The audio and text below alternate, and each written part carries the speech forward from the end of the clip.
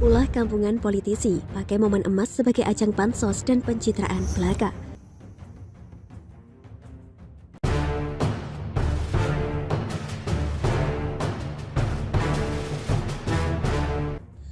Menggelikan, itulah kesan pertama saya begitu lihat parade ucapan atas keberhasilan Grecia Poli dan Apriani Rahayu dalam meraih medali emas Olimpiade Tokyo 2020 kemarin. Terutama yang dilakukan oleh para elit partai politik di antaranya PAN, PKS, dan Partai Demokrat. Yang menggelikan lagi adalah munculnya dua ikon Partai Demokrat. Siapa lagi kalau bukan AHY dan Ibas, dua anak Pepo SBY. Kenapa nggak sekalian ngajak sang ayah dan jajaran pengurus partai kalian? Kan lebih seru tuh. Jangan ding, munculnya sosok AHY dan Ibas dengan ukuran foto sendiri yang lebih besar daripada ukuran foto duet pemenang medali emas itu saja sudah cukup menggambarkan betapa tidak tahu dirinya mereka. Seperti ulah politikus lain yang sama persis karena memanfaatkan momen emas sebagai ajang pencitraan kampungan semacam ini. Betul kan saudara-saudara? Ya, jelas kampungan tindakan semacam ini karena terkesan tidak tulus dalam memberikan ucapan selamat atas perjuangan anak bangsa dan tidak semudah editing foto. Mungkin dengan aplikasi tertentu lalu tinggal pasang di media sosial, tak lupa logo dan nama partai jangan sampai ketinggalan.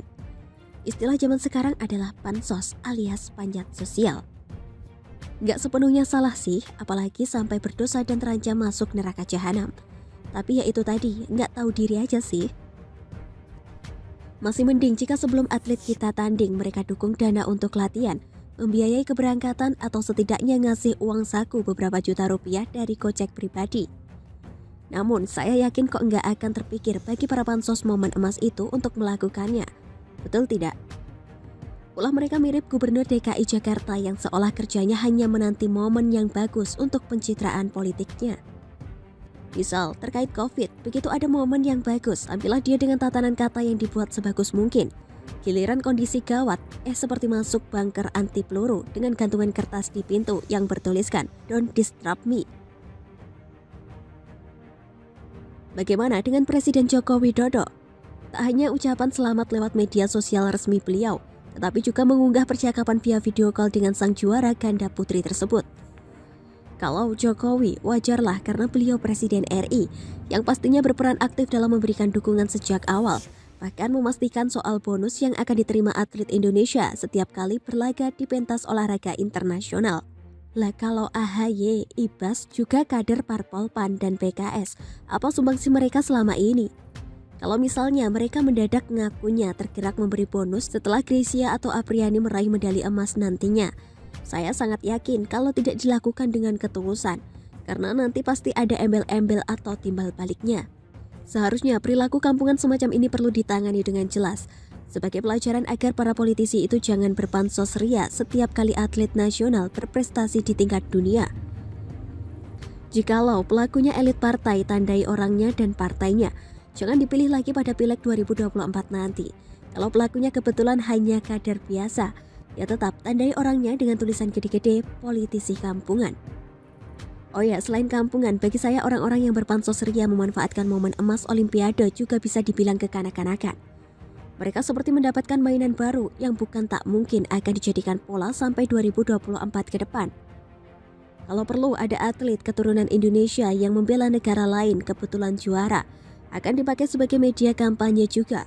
Itu penerawangan saya.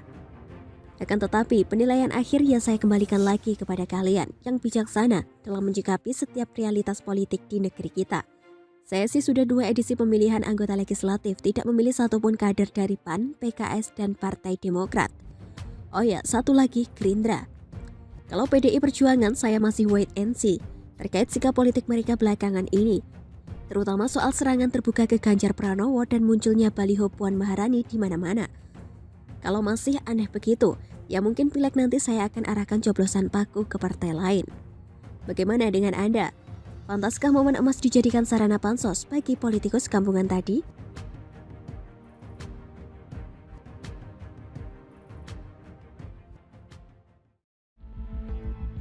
Ketentuan perpanjangan PPKM level 4 ini mulai berlaku di DKI Jakarta pada tanggal 3 Agustus 2021. Sebelum menonton video ini, tarik nafas dulu dan jangan lupa untuk subscribe dan aktifkan loncengnya.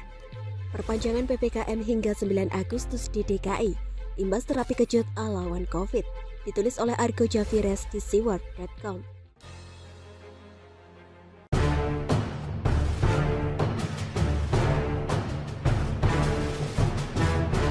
PPKM level 4 di DKI Jakarta akhirnya kembali diperpanjang hingga 9 Agustus 2021. Keputusan itu tertuang dalam Instruksi Mendagri Nomor 27 Tahun 2001 tentang pemberlakuan pembatasan kegiatan masyarakat level 4, level 3, dan level 2 Coronavirus Disease 2019 di wilayah Jawa dan Bali. Pemberlakuan perpanjangan PPKM level 4 itu diberlakukan untuk seluruh wilayah DKI Jakarta, baik itu untuk Jakarta Pusat, Jakarta Selatan, Jakarta Barat, Jakarta Timur, Jakarta Utara, termasuk Kepulauan Seribu. Sejumlah ketentuan masih sama dengan penerapan PPKM level 4 sebelumnya, di antaranya kerja dari rumah atau work from home 100% bagi perkantoran di sektor non-esensial. Selanjutnya pembatasan jam operasional supermarket, pasar rakyat, toko kelontong, dan pasar swalayan yang menjual kebutuhan sehari-hari juga dibatasi hingga pukul 20 waktu Indonesia Barat dengan kapasitas pengunjung 50%. Sedangkan untuk kriteria bisnis usaha apotek dan toko obat tetaplah boleh beroperasi selama 24 jam karena menyangkut penyediaan obat-obatan bagi warga yang membutuhkan. Ketentuan pelarangan rumah ibadah mengadakan ritual berjamaah juga tetap diberlakukan. Begitu juga dengan aktivitas belajar di sekolah dilakukan secara online. Kegiatan sosial kemasyarakatan lainnya juga ditiadakan, contohnya kegiatan resepsi pernikahan. Ketentuan perpanjangan PPKM level 4 ini mulai berlaku di DKI Jakarta pada tanggal 3 Agustus 2021 sampai dengan tanggal 9 Agustus 2021 mendatang. Ya, begitulah kira-kira. Semua malapetaka yang terjadi di DKI Jakarta ini sesungguhnya adalah imbas dari akumulasi ketidakmampuan One Covid dalam mengatasi penyebaran virus corona di DKI Jakarta. Salah satu fakta penyebaran virus corona yang tiada akhir di DKI Jakarta adalah imbas dari keputusannya, yaitu One Covid, saat membatasi transportasi massal pada hari Senin tanggal 16 Maret 2020 yang lalu. Dengan segala sok taunya saat itu, One Covid membatasi sejumlah transportasi massal, mulai dari Transjakarta, LRT, dan MRT. Akibatnya fatal, ledakan penumpang pun tak terkendali. Ribuan penumpang akhirnya harus antri berjam-jam lamanya sampai mengulur bermeter panjang. Sehingga alih-alih mau mengatasi kerumunan warga agar tidak terjadi penyebaran virus corona di DKI Jakarta yang lebih meluas, yang terjadi justru sebaliknya. Keputusan gobloknya One Covid itu menuai kecaman banyak pihak, termasuk dari para pendukungnya, DPRD DKI, dan para politisi partai yang dulu mendukungnya. Mereka kecewa dan geram dengan keputusan yang ngaco membatasi sejumlah transportasi massal di DKI Jakarta saat itu, sehingga mengakibatkan banyak yang terpapar virus corona yang dampaknya menyebar dengan cepat secara sporadis di seantero Jakarta. Namun bukan One Covid namanya kalau tidak pandai berkelit. Seperti halnya para pedagang Arab penjual karpet dan minyak wangi di Tanah Abang yang tukang ngibul. Dengan lihainya One Covid pun memutarbalikan fakta. One Covid berupaya menutupi aibnya sebagai gubernur terbodoh dalam sejarah NKRI dengan melontarkan statement bahwa ia memang sengaja memberi efek kejut kepada warga DKI Jakarta dalam menghadapi pandemi COVID-19. Pernyataan tak masuk akal itu dilontarkannya dalam rapat gabungan dengan gugus tugas COVID-19 yang diunggah pemerintah Provinsi DKI Jakarta sehari setelah insiden antrian penumpang yang membludak tak karu-karuan saat itu. Dengan percaya diri yang terbalut dengan kesantunannya yang penuh dengan sandiwara kepura-puraan dan kemunafikan itu, One Covid bilang bahwa dia ingin memastikan bahwa masyarakat ibu kota benar-benar mengerti akan bahayanya penyebaran virus corona. Jadi ketika orang-orang antri panjang sadar bahwa COVID-19 bukan fenomena di WhatsApp yang jauh di sana, ini ada di depan mata, ujar One Covid dalam semburat raut wajah yang penuh dengan sandiwara yang tidak dapat disembunyikannya melalui senyum yang dipaksakan.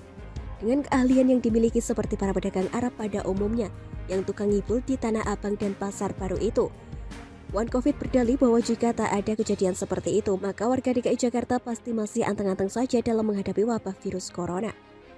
Sampai di situ aksi ngibulnya selesai? Tidak. One Covid kemudian memutarbalikan fakta dengan mengibaratkan bahwa virus corona itu seperti serangan tanpa wujud, sehingga diperlukan kinerja yang tidak normal dalam mengantisipasinya. Lebay atau ngibul, dua-duanya iya dan ngeselin.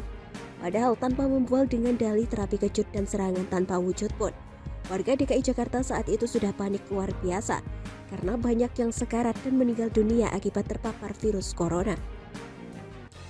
Aksi ngelesnya saat itu sepertinya sudah dipersiapkan dengan matang oleh One Covid ini.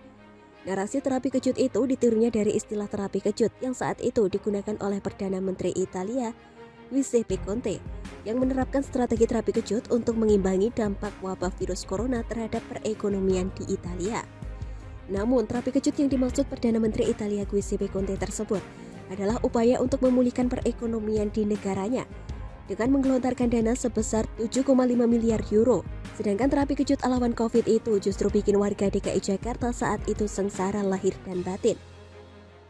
Berbagai narasi dan kebijakan-kebijakannya yang selalu ngawur dan salah kaprah dalam penanganan pandemi COVID-19 di DKI Jakarta dilakukannya dengan segala cara tipu daya ala Abu Nawas untuk membenarkan perilaku ketidakbecusannya dalam bekerja. Kebijakan ngaco yang salah kaprah One Covid yang membatasi busway, LRT, dan MRT itu akhirnya ditegur keras oleh Presiden Jokowi. Presiden Jokowi mengambil langkah tegas dengan memerintahkan One Covid segera mengembalikan jadwal transportasi massal Transjakarta, LRT, dan MRT di DKI Jakarta. Akhirnya, dengan lemas tak berdaya, mantan pejabat Menteri Pendidikan dan Kebudayaan itu akhirnya mengembalikan jadwal transportasi massal Transjakarta, LRT, dan MRT di DKI Jakarta sesuai arahan Presiden terkait penyelenggaraan kendaraan umum massal untuk masyarakat. Maka kami kembali menyelenggarakan kendaraan umum dengan frekuensi tinggi, ujar One Covid singkat tanpa semangat karena aksi pengibulannya saat itu akhirnya gatot alias gagal total.